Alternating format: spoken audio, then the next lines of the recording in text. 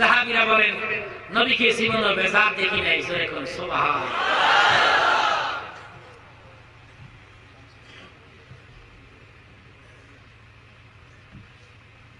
রোকানা উত্তর দিল কি শুনেন, রোকানা উত্তর দিল আব্দুল্লাহ পোলা আমাকে টার্গেট করে যখন আমার দিকে এগুচ্ছিল আমি তার সঙ্গে আসতেছে অদ্ভুত একটা শক্তি দেখেছি। নাম্বার 2, বাম হাতটা আমার গর্দানের দিকে বাড়ায় যখন ধরতেছিল আমি দেখেছি আঙ্গুলের আগা ফেটে আগুন বের হয়ে আসছে।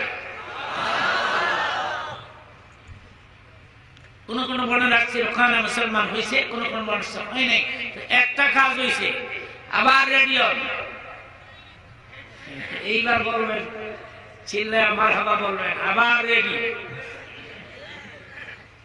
রুখানা মুসলমান হোক অথবা না হোক 1000-এর মতো কাফের বেঈমান ওই দিন কালেমা পড়ে মুসলমান হয়ে গেল।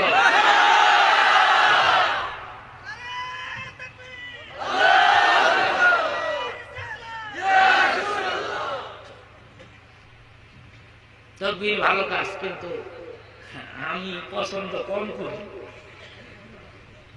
কিছু বক্তা আছে এবার আসার আগে 5-6 জন দাঁড়ায় জায়গা মতো বলি তকবীর দিবি পাবলিক আমি বোমবাস্টি করি। I don't like this. কত রঙের তকবীর যে বাড়িছে বাংলাদেশ, কোনটা রাইট কোনটা আনরাইট এটা বোঝা যায়। এই জন্য তকবীর দিলে আমি থামাই দিই, আমি নিজেই দরকার হলে তকবীর দিব না। চিৎকার বেড়ে বলেন আল্লাহু আকবার, জোরে বলেন আল্লাহু আকবার। আমার কথাগুলো আমাকে বলতে দেন। এই এক একটা নবীর গায়ে কয়জনের শক্তি?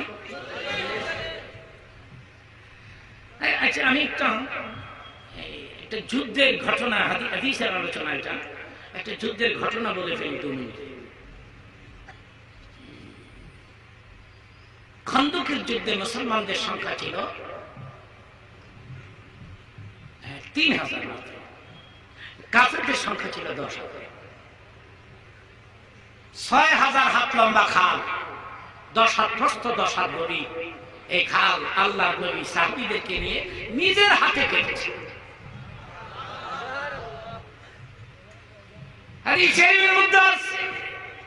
খালের মুখে একটা পাথর পড়ে গেল, বড় পাথর, না সরানো যায় না ভাঙ্গা যায়। এক একজন নবীর গায়ে কয়জনের শক্তি? নবী পাকের একজন সাহাবী দৌড়ে গিয়ে বলে, ইয়া রাসূলুল্লাহ, খালের মুখে একটা পাথর পড়ে গেছে, সরানো যাচ্ছে না, ভাঙ্গাও যাচ্ছে না। নবী বললেন, যাও আমি আসতেছি, পাথর আমি সরাই। এটা একটা সুবহানাল্লাহ। দুপুরে ভাত খান নাই, রোজা রাখছেন, ইফতার করেন নাই,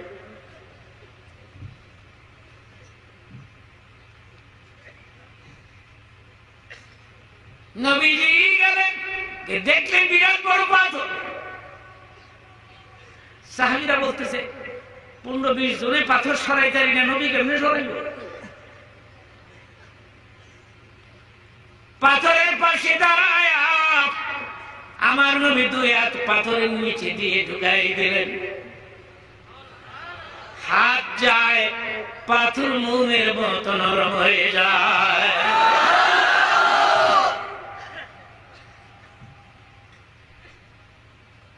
نتكل حجر شق القمر ساءت الشجر।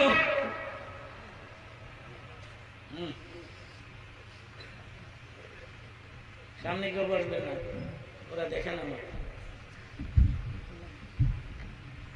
আমার কাছে আসে, ওরা দেখে না, পিছিয়ে ওরা দেখে না, ওরা কমপ্লেন দিবে এখন। আমার মন বলতেছে, কেন বলতেছে আমি জানি না, আমি মুসাফির মানুষ, আমার মন বলতেছে প্রোগ্রামের মুনাজাত কবুল হয়ে যাবে ইনশাআল্লাহ। বলেন যারা দাঁড়িয়ে আছেন মুনাজাত দিয়ে যেতে হবে, ঠিক কিনা? কারণ এটা আমার জীবনের শেষ মুনাজাত হতে পারে।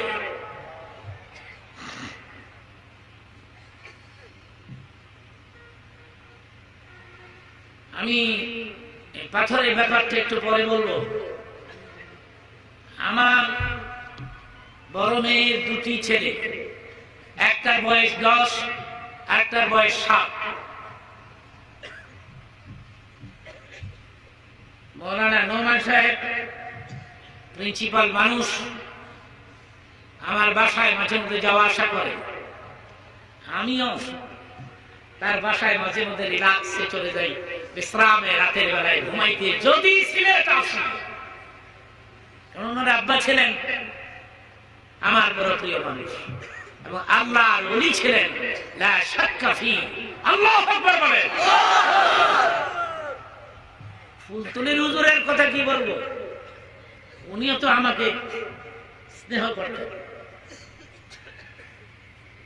একটা প্রোগ্রামে ফুলতলি হুজুরের মুরিদেরা বলল যুক্তিবাদী সাহেবকে, হুজুর আমরা আনতে চাই। তিনি বললেন কেন আনবেন না, ওনার আব্বা তো আমার বন্ধু ছিলেন। আমার আব্বা ছিলেন শাসিনার মরহুম মাগফুর মৌলানা রিসালউদ্দিন সাহেবের খলিফা।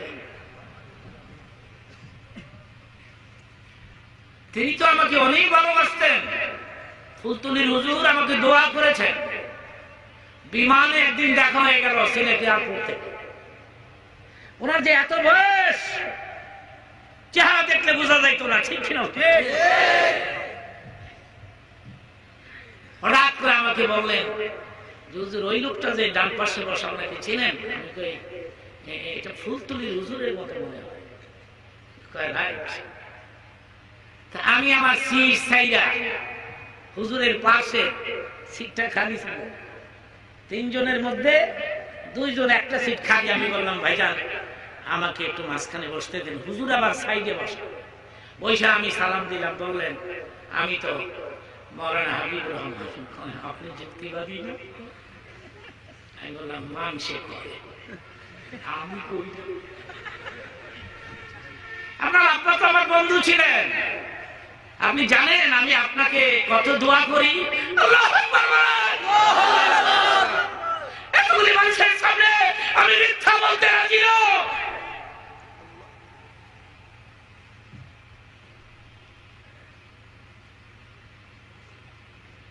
আজকে পৃথিবী ঘুরে বেড়াচ্ছি আমি। পৃথিবীর এমন কোন দেশ নাই আমাকে ভিসা দেয় না। ওলি আল্লাহদের দোয়া। ওলি আল্লাহদের বিরুদ্ধে যারা কথা বলে বা বলবে এরা মুসিবতে পড়বে, ঠিক কিনা বলে? এবং কঠিন মুসিবত। সুতরাং আমি পীর ভক্ত মানুষ, পীর বিদ্বেষী মানুষ নই। নিজেই তো পীরজাদা মানুষ।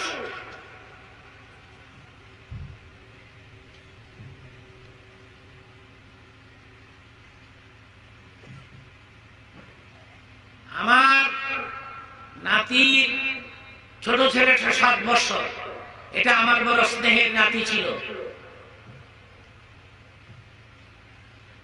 মাঝে মধ্যে এদের বাসায় গেলে দৌড়ে এসে আমার বুকের মাঝখানে বসত। বৈশা পাও দিলে আমার থোতার মাঝে আনতো। আইনা বলতো নানার ঘরের নানা তুমি আমার চাকর, চাকর বানাই দিবে, 10টা টাকা। তখন আমার মনে হতো ইমাম হাসান হুসাইনের কথা। নানা তোমার পিঠ সোজা করে দাও, তোমার পিঠে চড়বো। আমার এই নাতিটা আজকে 42 দিন হয়ে মারা গেছে।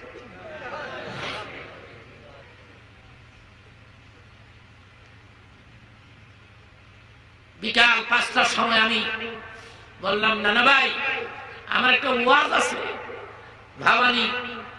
ভাবানী জুট মেলে ডেমরা 12 দিন ব্যাপী একটা তাফসীরের ক্লাস হয়। সেখানে সর্বশেষ মুনাজাতের আগে আমার বক্তৃতা চলছিল। সেদিন হাজার হাজার মানুষ। মোবাইল স্টপ রাখছিলাম। মোবাইল যখন অন করলাম হাসপাতাল থেকে ফোন আসলো, যুক্তিবাদী, আপনার নাতি তো মারা গেছে। বিকাল ৫টায় আমি কথা বলেছি,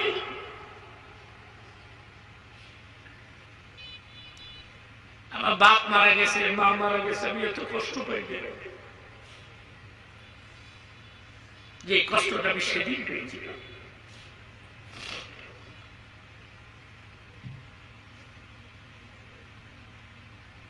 জীবনের শেষ মোনাজাত হতে পারে এই কথাটা এই জন্যই বলছি। আমার নাতি তো ২৪ ঘন্টা টিকল না।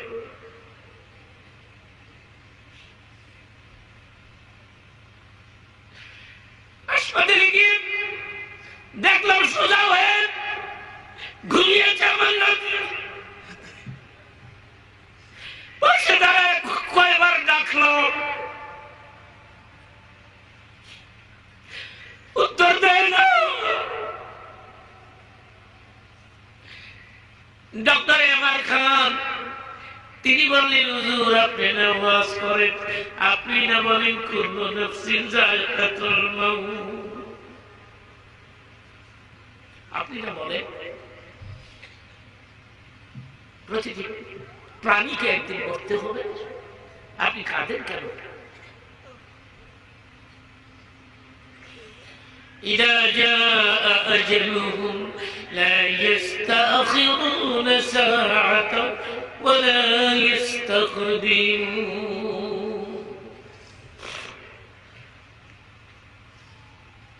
আমি বললাম, ডক্টর তুমি আমার কাঁদতে নিষেধ দাও কে? আমি কি ইচ্ছে করে কাঁদি? চোখের পানি আমার কথা শুনে না।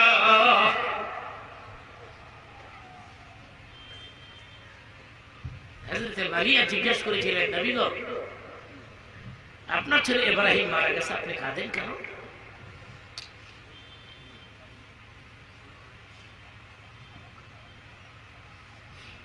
বলেই ফেলিবার মিনিটে নবীর একটি ছেলের নাম ছিল ইব্রাহিম। কি নাম?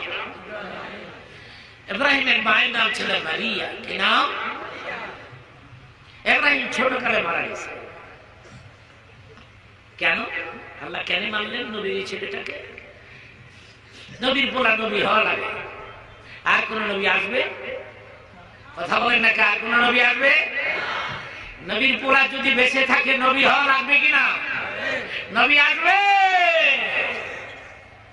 মা কানা মুহাম্মাদুন আবা আহাদিন মিন রিজালিকুম ওয়ালাকিন রাসূলুল্লাহি ওয়া খাতামান নাবিয়্যিন। আমি ওদিকে যাব না, এটা আলোচনার এনাদার সাবজেক্ট। আমি ইব্রাহিমের কথাটা বলবো, আমার নাতির কথাটা আপনাদেরকে বলবো। ইব্রাহিম মারা গেছে, নবী যখন শুনলেন, নবী বললেন ইন্না লিল্লাহি ওয়া ইন্না ইলাইহি রাজিউন। ইব্রাহিমকে দেখতে গেছে। ইব্রাহিমের মা হযরতে মারিয়া কাঁদে না। সুবহানাল্লাহ। কি জন্য কাঁদে না? নবী বলেছেন, মৃত ব্যক্তিদের পাশে কাঁদিও না। সে যেন মারিয়া কলিজার টুকরা ইব্রাহিম মারা গেছে, কাঁদে না, অন্তর পাথর হয়ে গেছে তার। তখন নবী আসলেন, বাইরে দাঁড়িয়ে বলেন, মারিয়া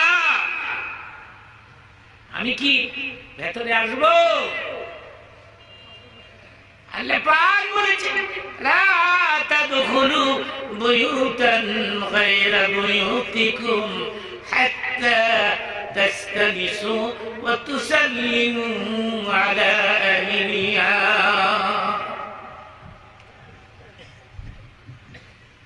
কোন মুসলিমের ঘর যদি প্রবেশ করে, কোন মুসলমান কারো ঘর যদি প্রবেশ করে, প্রবেশ করার আগে সালাম দিতে হবে। This is the rule of Islam. এটা ইসলামের বিধান, আল্লাহর হুকুম। আল্লাহু আকবার বলেন। নবীজি মারিয়ার রুমে প্রবেশ করে দেখে ইব্রাহিমের গায়ে সাদা চাদর দিয়ে ঢেকে হযরতে মারিয়া পাশে বসে আছে, চোখে এক ফোঁটা পানিও নয়। মারিয়া কাঁদে না। হুজুরের জীবনী আমি লিখেছি, আপনারা একবার মাশাআল্লাহ বলেন। হুজুরের জীবনীতে আছে ইব্রাহিম হুজুরের চেহারা পেয়েছিল। নবী বলেন, মারিয়া রে, আমার ইব্রাহিমের মুখের কাপড়টা একটু সরাও তো। হযরত মারিয়া ইব্রাহিমের মুখের উপর থেকে সাদা কাপড় যখন টান দিয়ে সরাই দিলেন, নবীজি ইব্রাহিমের মুখের দিকে তাকে ধা ধা করে চোখের পানিগুলো ছেড়ে কেঁদে ফেলে দিলেন। নবীর ব্যাপার আলাদা। সুবহানাল্লাহ।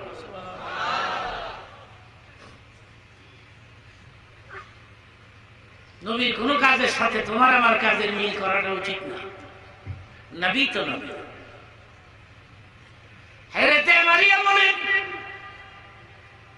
কি গো নবী, ইব্রাহিম তো আপনার সন্তান, আপনি বলেছেন মৃত মানুষের কাছে কাঁদিও না, সেই জন্য আমার কলিজার টুকরা বিদায় নিয়ে গেল। আমি আমার অন্তরকে পাথর করে নিজেকে কন্ট্রোল করেছি। আমি তো কাঁদি না, আমি দেখতে পাচ্ছি আপনার চোখে পানি। আপনি কেন কাঁদেন? নবী বললেন, মারিয়া রে, তুমি যখন কাঁদো নাই তাহলে আর কাঁদিও না রে। তোমার ইব্রাহিম তোমাকে আসরের ময়দান থেকে খুঁজে খুঁজে বের করে তোমাকে জান্নাতে নিয়ে যাবে।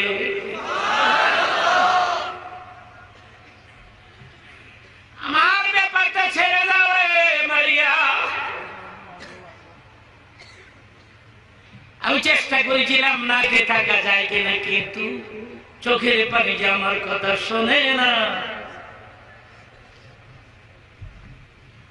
আপনাদের মধ্যে, আমার দিকে থাকে, আপনাদের মধ্যে কারো মাসুম ছেলে মেয়ে যদি মরিয়ে গিয়ে থাকে, আমি বলবো আপনার কপাল ভালো। বুখারী শরীফের মধ্যে আছে, মাসুম ছেলে মেয়েদের নাকের গ্রাম আল্লাহ পাক হাসরের ময়দানে বেশি পরিমাণে বৃদ্ধি করে দিবে। এই নাকের গ্রাম দিয়ে কোটি কোটি মানুষের মাঝখান থেকে মাসুম ছেলে মেয়েরা তার মাকে বাবাকে খুঁজে খুঁজে বের করে জান্নাতে নিয়ে যাবে।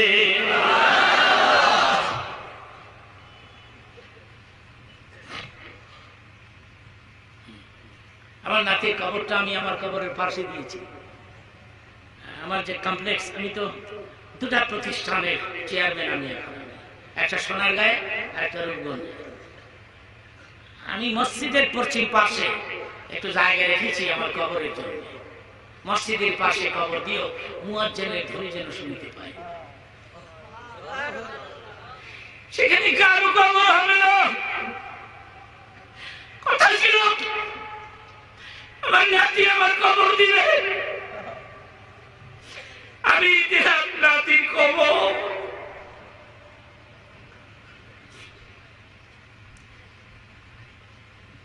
আমি বললাম আমার কবরের পাশে একটা কবর, আমার নাতি আমার কবরের পাশে ঘুমাবে।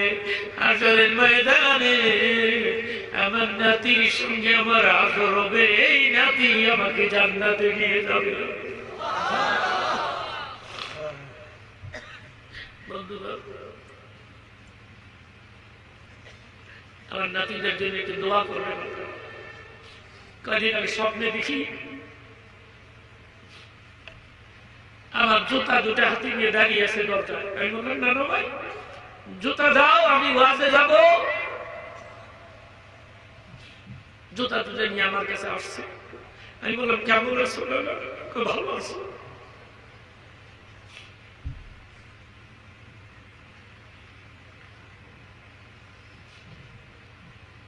আমার নাতি টিকলো না 24 ঘন্টা। তুমি আমি কালকে বাঁচবো এর কোন সিউরিটি আছে? আছে। Maybe this is my last programme. কালকে আমার একটা ওয়াজ আছে গাজীপুরে। গাজীপুরের ওয়াজটা আমার হবে না। কালকে এই সময় আমি কবরে থাকবো, এটা হতে পারে কিনা বলেন? বলেন একদিন হবে কিনা বলেন? একটা লোক এখান থেকে আউট হবেন না, মাঝখান থেকে কেউ দাঁড়াবেন না, কারণ জীবনের শেষ মোনাজাত হতে পারে।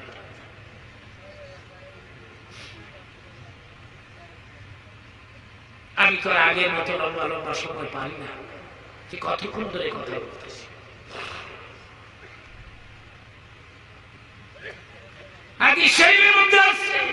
পৃথিবীর যে কোনো জায়গা থেকে আমার উম্মত নরনারী আমার নামে একবার দুরূদ শরীফ পাঠ করে সেকেন্ডের মধ্যে দুরূদের আওয়াজ মদিনা রওজার ভিতরে আমার কানের গোড়ায় পৌঁছে দেওয়া। একটু আওয়াজ করে বলবেন, মুখ বন্ধ যেন না থাকে। আল্লাহুম্মা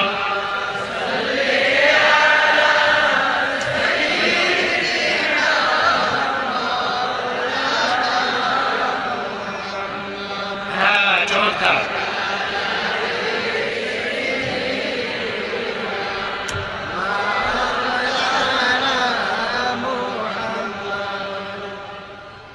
আরেকটা কথা বলে রাখি, বারবার আসা আমার পক্ষে সম্ভব নয়, আমার বয়স হয়ে গেছে, বাইরে আসতে ডাক্তার নিষেধ দিচ্ছে আমাকে। আরেকটা কথা বলে দিয়ে যাচ্ছি, যখনই ওয়াজ শুনতে যাবেন আর যখনই বক্তা দুরূদ শরীফ পাঠ করবে কেউ দাঁড়াবেন না, কারণ আমরা যখন দুরূদ পাঠ করি রাসূলের সঙ্গে যোগাযোগ হয়ে যায়। আল্লাহু আকবার বলেন, আওয়াজ করে বলেন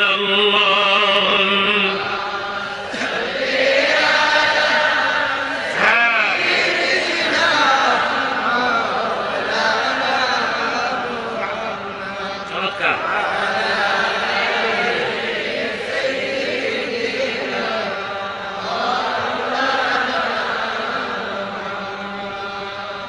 কেমন লাগে রাসূলের দুরূদ? দুরূদের বিরুদ্ধে ফতোয়া হচ্ছে, আমি জানি না।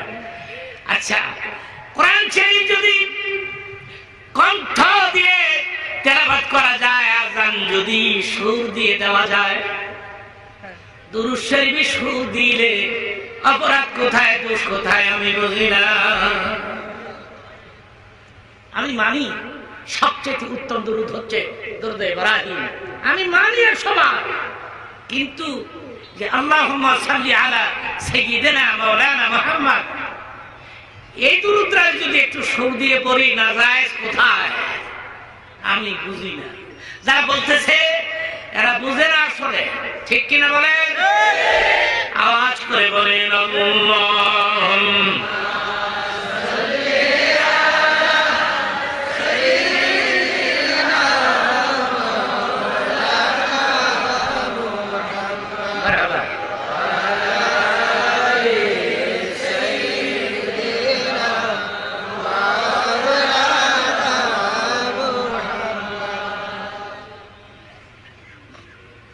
পাথর নবীর কথা শুনে মারহাবা কর।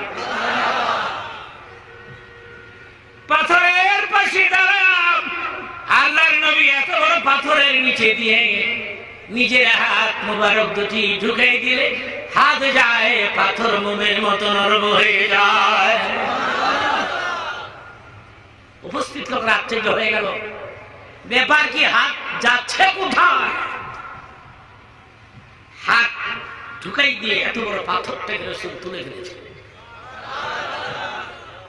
আরো আসতে পারে আল্লাহু আকবার গান। কথাটা খেয়াল করবেন, পাথর সরে গেল,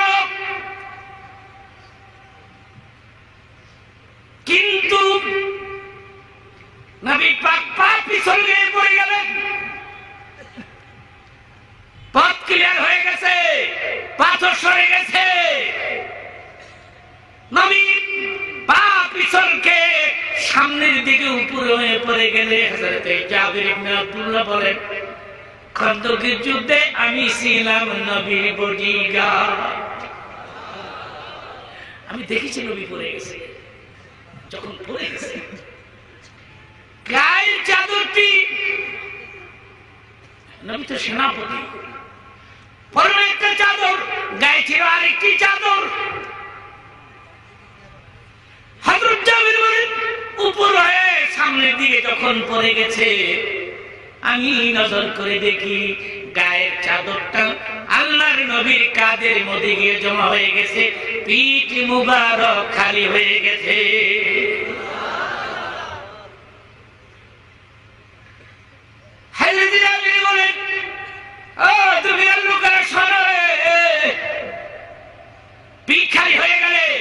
আমি নজর করে দেখি উভয় কাঁধের মাঝে কবুতরের ডিমের মতো উঠা, উভয় কাঁধের মাঝে মোহরে নবুয়ত চমকাচ্ছে।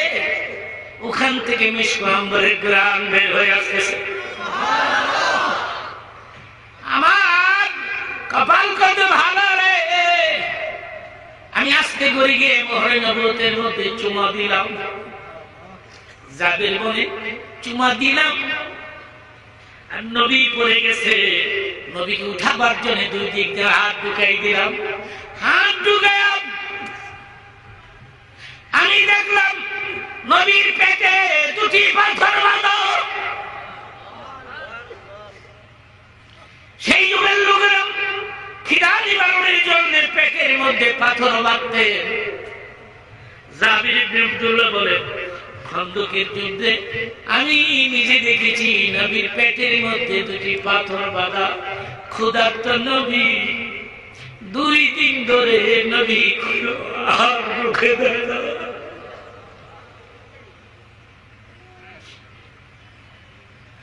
খিদা নিবারণের জন্য পেটের মধ্যে পাথর বেঁধেছে, নবী খেয়ে খেয়াল জানে না। রাসূলের মহব্বতে কাঁদবেন না তো কার মহব্বতে কাঁদবেন বলুন তো, আমি শুনি। নবীর চাইতে বড় আপন আছে? আছে আছে।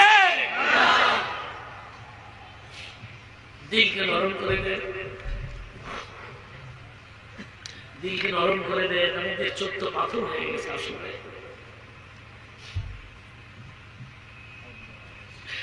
নবী পাকের মহব্বতে বলে রে, গভীর রাতে রবিউল আউয়ালের চাঁদে কেউ যদি করে মধ্যে 1 ফোঁটা চোখের পানি ছেড়ে দিতে পারো, আমি বলে গেলাম বাপি সাক্ষী, তোমার চোখের পানি তোমাকে হাসরের মরু ময়দানে রাসূল পর্যন্ত পৌঁছাইয়া দিবে। কোন শব্দ এখানে হবে না, কোন আওয়াজ হবে না।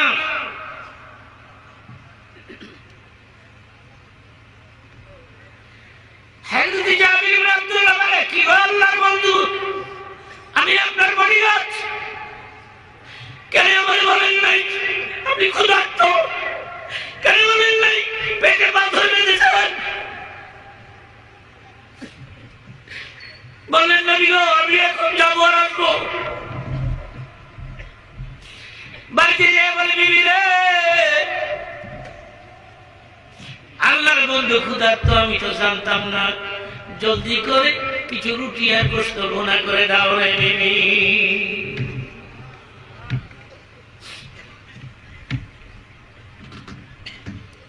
যার স্ত্রী নবীকে অনেক ভালোবাসতেন।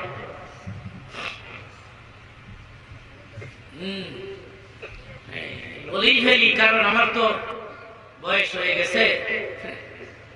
আমার নাতি যদি 24 ঘন্টার মধ্যে বিদায় নিতে পারে, আমি 24 বছর বাঁচবো, এ কথা আমি বলতে পারতেছি না। আগামীতে আসবো,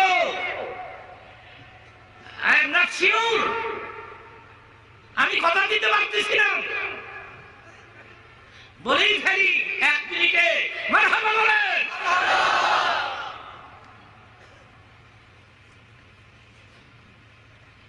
এই জাবেরের বিবি একদিন বললেন, জাবের নবীকে দাওয়াত দেওয়া যায় না? আমার পক্ষ থেকে 100 বার যায়। হযরত জাবের বললেন, নবী গো, আমার বিবি আপনাকে দাওয়াত করেছে। নবী বললেন, আমি কালকেই যাব, তোমার বিবিকে গিয়ে বলে দিও। হযরত জাবের দৌড়ে এসে বলছে, বিবি রে, নবী তো দাওয়াত গ্রহণ করছে। এই ঘটনা অত্যন্ত হৃদয় বিদারক, দিলকে নরম করে দিবেন। জাবির বিবি বলে, যাবেন, তুমি না নবীর বডিগার্ড থাকো প্রায়, নবী কি কি খাইতে পছন্দ করে যাবেন, তুমি একটা কাজ করলে যাবে, আমার বকরি আছে, বেড়া আছে, দুম্বা আছে, খাসি আছে, এগুলো আল্লাহর নবীর নামে জবে করে দাও, করে দাও রে বিবি।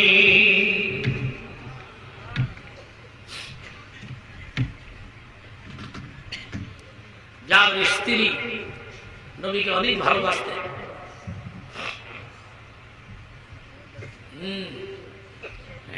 বলেই ফেলি, কারণ আমার তো বয়স হয়ে গেছে, আমার নাতি যদি 24 ঘন্টার মধ্যে বিদায় নিতে পারে, আমি 24 বছর বাঁচবো, এ কথা আমি বলতে পারতেছি না। আগামীতে আসবো, আই এম নট শিওর, আমি কথা দিতে পারতেছি না।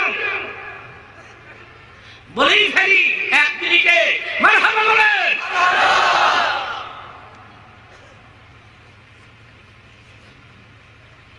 এই জাবেরের বিবি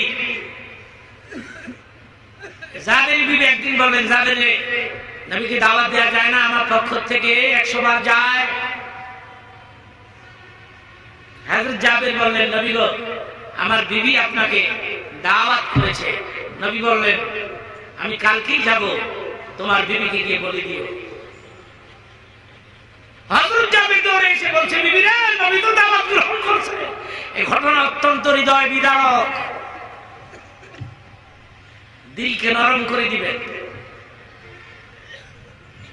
জাবির বিবি বলে, যাবেন, তুমি না নবীর বডিগার্ড থাকো প্রায়, নবী কি কি খাইতে পছন্দ করে যাবেন, তুমি একটা কাজ করলে যাবে, আমার বকরি আছে, বেড়া আছে, দুম্বা আছে, খাসি আছে, এগুলো আল্লাহর নবীর নামে জবে করে দাও।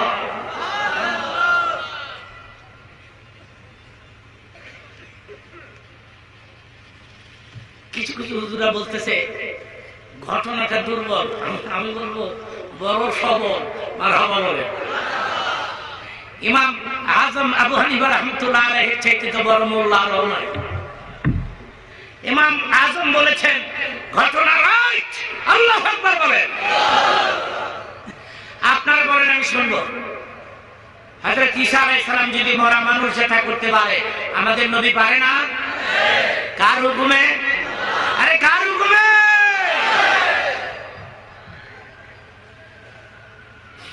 কষ্ট হচ্ছে, কষ্ট হচ্ছে, পেরেশানি, দুশ্চিন্তা, মুনাজাত দিয়ে যাচ্ছেন তো আমার সাথে, একটা লোক দাঁড়াবেন না।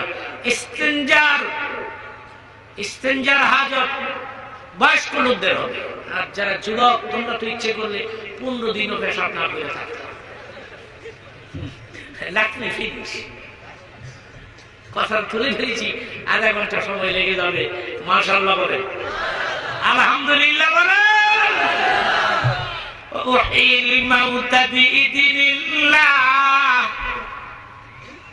ঈসা আলাইহিস সালাম মরা মানুষ যেটা করে কার হুকুমে?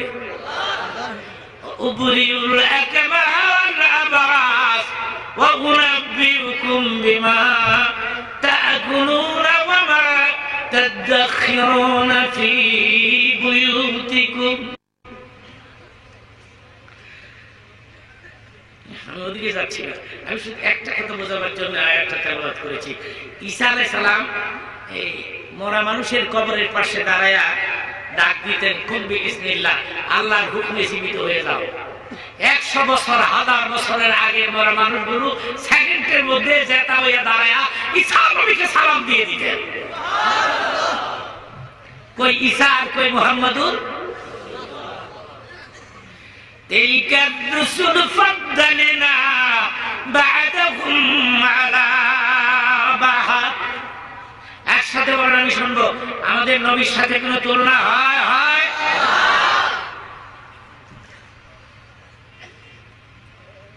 এদিকে বকরি ভেড়া দুম্বা এগুলি সব করে দিয়ে জাবের গেছে নবী আনতে। জাবের দুই ছেলে ছিল মাসুম। ছেলে দুইটা কয় নবী বলে এই বাবু ভাই মায়ের বাবা বকরি ভেড়া জব করছে, আয় আমরা দুই ভাই জবরে ভাই। চাকু আনছে, পাহাড়ের উপরে উঠছে, এক ভাই আরেক ভাইকে জবে করছে। এখন জীবিত ভাই মৃত ভাইকে ডাকে, যখন উঠে না ভাবছে তাহলে ভাইকে মেরে ফেললাম নি, পাহাড়ের উপর থেকে লাফ দিছে। ওদিকে মায়ের কাছে খবর গেছে, মা দৌড়ে আসছে, এসে দেখে ছেলে দুটির মৃতদেহ খেজুর পাতার পাটি দিয়ে পেছাইয়া। এটা কেমন মহিলা, নবীকে কত ভালোবাসে মহিলা। খেজুর পাতা দিয়ে পেছাইয়া মরা দেহ দুটি ঘরের পেছনে রেখে দিয়েছে। স্বামীর কাছেও বলে নাই, জাবেরের কাছেও বলে নাই। ভাবছি কি স্বামীর কাছে বলবো, কান্নাকাটি করলে নবী জানবে, আমার বাড়িতে আসবে না, দাওয়াত খাবে না। আমার ভাইরা নবী পাক হযরত জাবেরের সঙ্গে রওনা করলে আল্লাহ বলেন, জিবরাইল রে আমার নবীকে কানে কানে যাইয়ে বলে দে, জাবেরের দুটি ছেলে আছে, এদেরকে সাথে নিয়ে খাবার খাবে। হুকুম কার? চিল্লায় বলো হুকুম কার? নবী বলেন জাবেরের অসুবিধা কোথায়? নো প্রবলেম, কোন অসুবিধা নেই। নবী এসে বসছে, বিভিন্ন গোষ্ঠের ভুনা পাতলা রুটি নবীর সামনে দিছে। জাবের কিন্তু জানে না ব্যাপারটা। জাবের বিবি ডাক দিয়ে বলেন, জাবের রে দিনের নবীকে বিসমিল্লাহ ধরতে বলো। জাবের বলে, নবীজি গো আমার বিবি সারা রাত ঘুমায় নাই। এই গোশত ভুনা পাতলা রুটি আপনি বিসমিল্লাহ ধরেন। নবীজি ডাক দিয়ে বলে, যাবেন তোমাদের কি দুটি ছেলে আছে? আল্লাহু আকবার বলেন।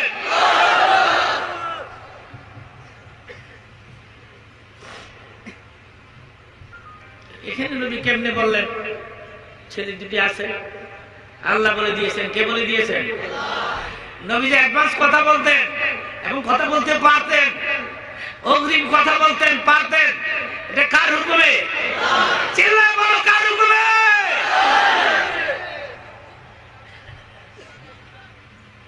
জাবের তো জানে না। হযরত জাবের বলে, বিবি রে ছেলে দুটি কোথায়? নবীজি তালাশ করে রে বিবি। জাবেরের বিবি বলে, আল্লাহর নবীরে বলো এরা একটু বাইরে আছে, খেলতে গেছে।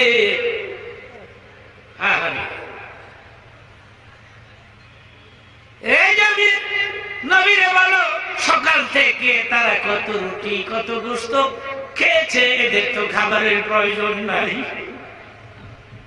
নবীকে ভালোবাসতে এভাবে বাসে বলে। আমার প্রশ্নের উত্তর দিবেন একসাথে। নবীকে ভালোবাসতে হবে নিজের ছেলে মেয়ের চাইতে বেশি না কম? নিজের জীবনের চাইতে, মা বাবার চাইতে। লা ইউমিনু আহাদুকুম। যাদের বউ তার দৃষ্টান্ত স্থাপন করে গেলেন দুনিয়াতে। স্বামী বলে, দারুল্লাহ বন্ধুরে সকাল থেকে কত রুটি কত গোশত খায়, আমি খবর দিলাম নবীকে বিসমিল্লাহ ধরতে বলো। নবী বললেন, জাবের কত দূর হবে তারা খেলতে গেছে। কত দূর হবে রে যাবে? কত দূর হবে? বিবি বলেন, আমি তো লোক পাঠাই দিলাম, নবীকে বিসমিল্লাহ ধরতে বলা যাবে। তখন নবী বললেন, জাবের রে বারবার বারবার আমার প্রশ্নের একই জবাব তোমরা দিয়ে যাচ্ছ রে যাবি। কত দূর হবে তারা গেছে? তুমি নিজে যাও, ওদেরকে নিয়ে আসো, যতক্ষণ আসবে না আমি নবী অপেক্ষায় বসে থাকলাম।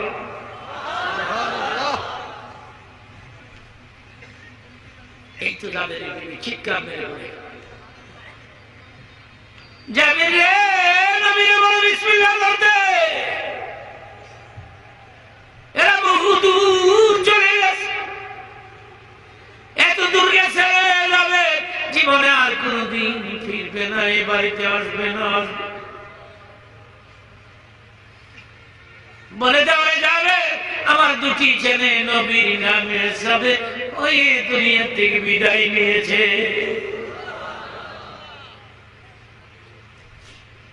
যাবি রে, সারা কষ্ট করছি, রুটি ভুনা করেছি,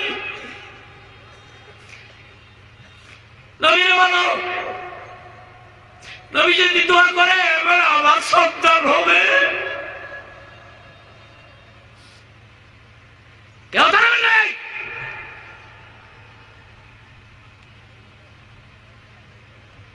পেটে ব্যথা উঠছে,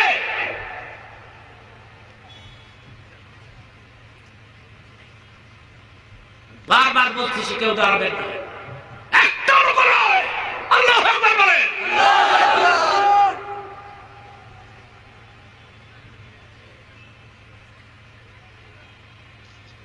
কেউ দাঁড়াবেন না। রাসূলকে এত ভালোবাসি, একটি ভালোবাসার অর্থ হলো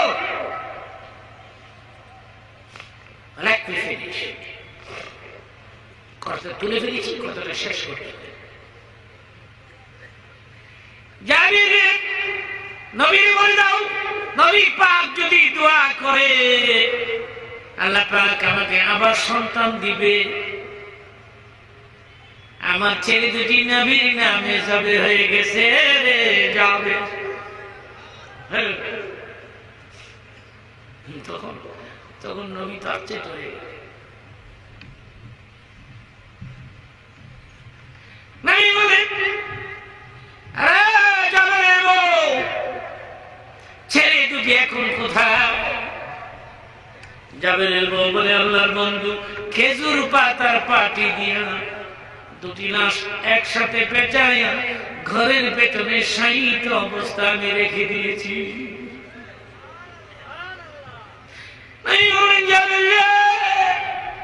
ছেলে দুটির কাছে আমাকে নিয়ে যাও। নবী গেলেন মাথার পাশে গিয়ে দাঁড়িয়ে, وإذ سألت ربك في ابن جابر قد مات فأحيا। الله أكبر। ইমাম আজমের সাথে বড় মৌলবী হইছনি? কিছু মৌলবী মোল্লারা রাসূলের সামনে এইসব কথাকে মিথ্যা বলে আখ্যায়িত করতেছে। নাউজুবিল্লাহ বলে।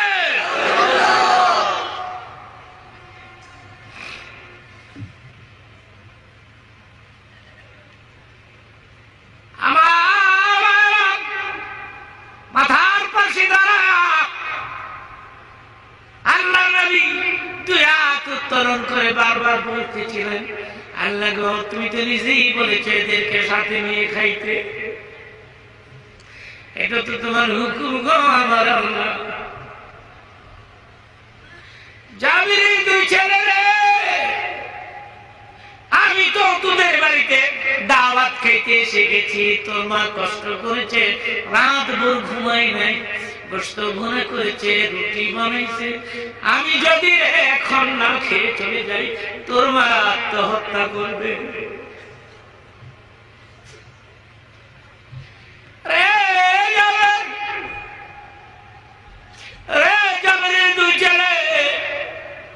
আমি তোদের পাশে তোদের বাড়িতে এসে গেছি, আল্লাহ পাক বলেছেন তোদেরকে নিয়ে খাবার খাইতে,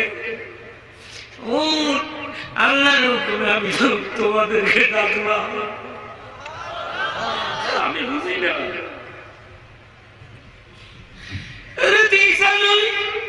কবরের পাশে দাঁড়া খুন 20 দিন লাগবে ডাক দিলে যদি 1000 বছরের আগের মরা মানুষ জীবিত হয়ে নবীকে সালাম দিতে পারে, আমাদের নবী কেন পারবে না?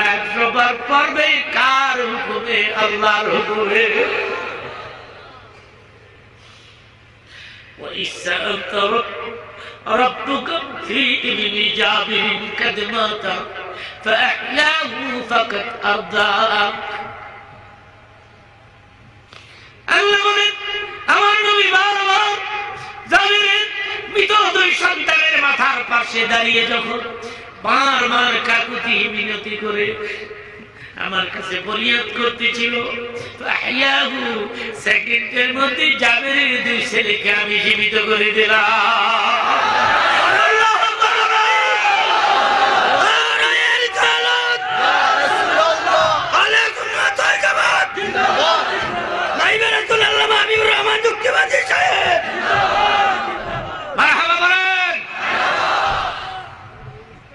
আপনাদের কষ্ট হচ্ছে আমি বুঝতে পেরেছি। আমার প্রোগ্রামে যতক্ষণ আমি মাইকের সামনে থাকি আল্লাহর মেহেরবানি কেউ বলে না এই যে লোকগুলো দাঁড়িয়ে আছে কষ্ট হয় না? দাঁড়িয়ে থাকা কষ্ট নয়? কেউ দাঁড়াবেন না। লা ফাখরা আলাইহি, আমি অহংকার করছি না। দেশ স্বাধীন হয়ে গেল, 42 বছরের মতো হয়ে গেল। আমার আল্লাহ প্রতি বছর আমাকে নিয়ে যায় সোনার মক্কা মদিনা। আমার সাথে হাত তুলতে রাজি না? হাদিসের মধ্যে আছে জাবেরের ছেলে জীবিত হয়ে নবীকে সালাম দিছে। সুবহানাল্লাহ। নবীর সাথে খাবার খাইছে, অনেকদিন বেঁচে ছিল। আল্লাহু আকবার বলেন।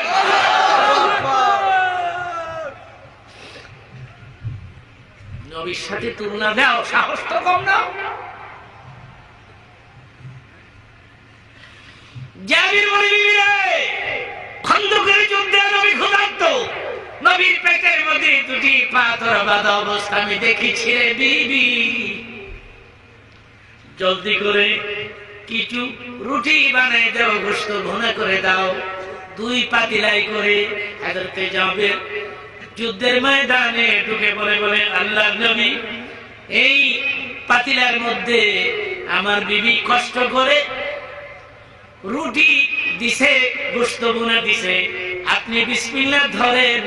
হাদিসের মধ্যে আসছে, কথাটা খেয়াল করবেন, হাদিসের মধ্যে আসছে এই অবস্থা থেকে নবী দাঁড়িয়ে গেলেন, চিৎকার মেরে ঘোষণা দিলেন, ও সাহাবীরা, 3000 মুজাহিদেরা তোমাদের সহ জাবির আমাকে দাওয়াত দিল। হযরত জাবির বলেন নবীজি রুটি অল্প, গোশত অল্প, আপনি 3000 কে দাওয়াত দিয়ে দিলেন। নবী বলে জাবির রে আমার মতো বহু সাহাবীরা ক্ষুধার্ত, আমার মতো রে পেটের মধ্যে পাথর বেঁধে খন্দকের ময়দানে দাঁড়িয়ে আছে। আল্লাহকে খুশি করার জন্য রে, আমাকে খুশি করার জন্য। জাবির রে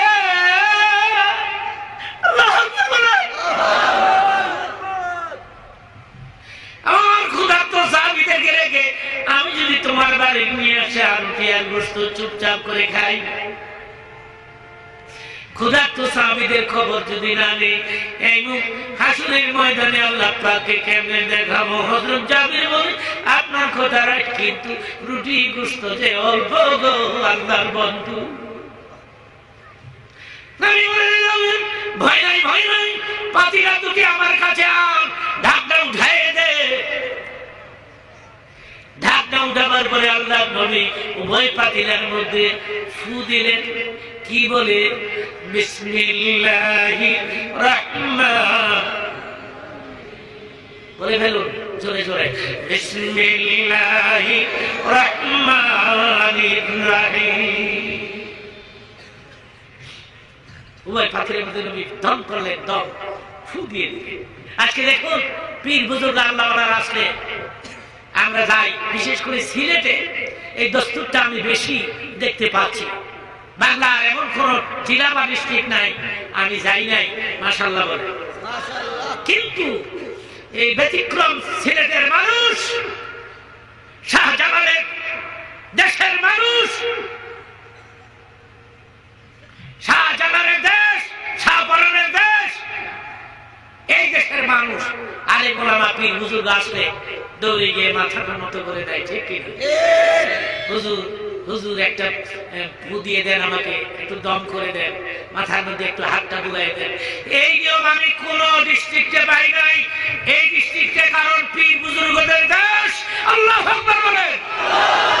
আল্লাহ চতুরা হুশিয়ার সাবধান, হুশিয়ার সাবধান, আল্লাহ চতুরা বাঁচাও দেখ। এইটা রাইট, এই স্লোগানটা রাইট, এটা দেওয়া যাবে, এটা দেওয়া যাবে। আল্লাহু আকবার বলেন। ওলি আল্লাহ শত্রুরা হুশিয়ার সাবধান, এটা দেওয়া যাবে, এটা আমি মানি, আমি অ্যাকসেপ্ট করি। সুবহানাল্লাহ বলেন।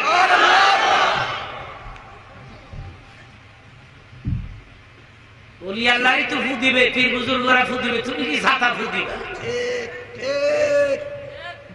আমি রংপুর ওয়াজ করতে গেলে, এক মিনিটে একটা কথা বলে ফেলি, আমার দিকে থাকলে থাকেন।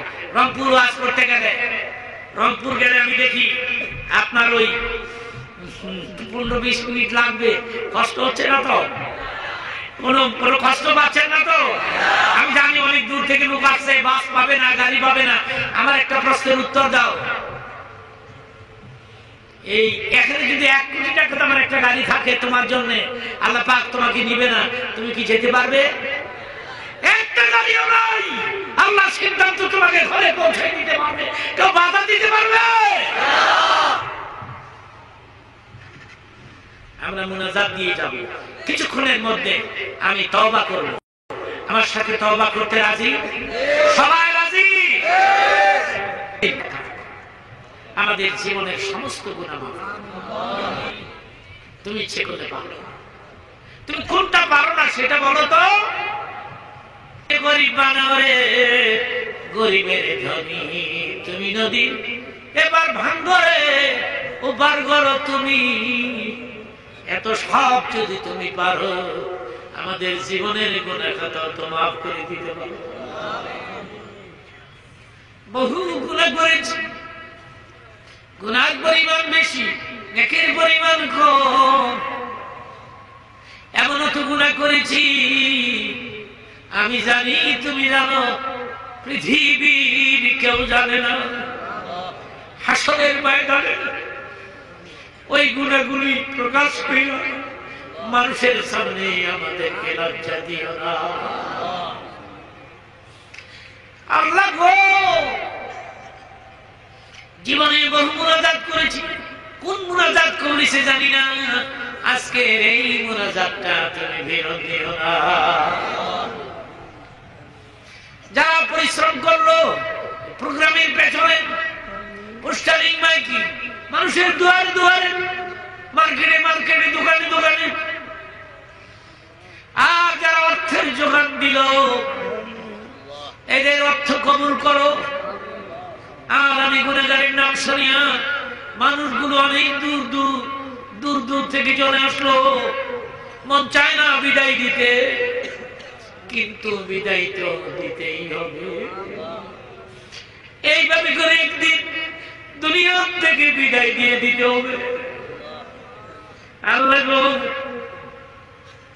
তোমার কাছে ফরিয়াদ করি, তুমি নিজেই তো কইছ জীবনের গুনার কথা মনে করে রে।